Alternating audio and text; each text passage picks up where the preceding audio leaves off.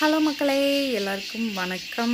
இன்னைக்கு மறக்க முடியாத நாள், மதர்ஸ் டே, அன்னையர் தினம். ரெண்டாவது, நம்ம அண்ணே சிஎம் ஆயிருக்காரு.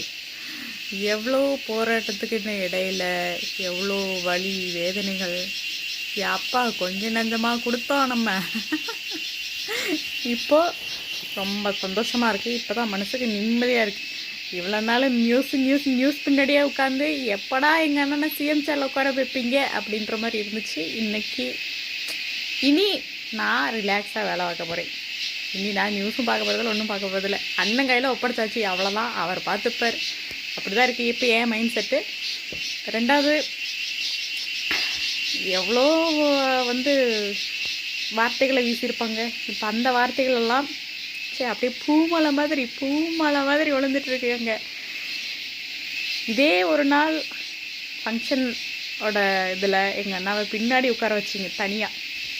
இப்போ அவர் தான் முன்னாடி இருக்காரு. அந்த அடியோட வலி இப்போ அந்த சிங்கம் அங்கே உட்கார்ந்துருக்கு. சி ஜோசப் விஜய் எனும் நான், அந்த வார்த்தை அப்படி கர்ஜிக்கிற மாதிரி இருக்குது.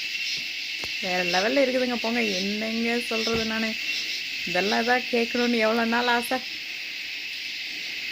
வாழ்த்துக்கள் விஜயண்ணா, வாழ்த்துக்கள். உங்களோட ஆட்சி இனியும் தொடரணும். கண்டிப்பாக மக்கள் நலனுக்காக இருக்கும் என்று நம்புகிறோம். சூப்பராக போக போகுது. இனிமே தான் இருக்குது ஆட்டமே அப்படின்ற மாதிரி இருக்கேன் நான். தேங்க்ஸ் விஜயண்ணா.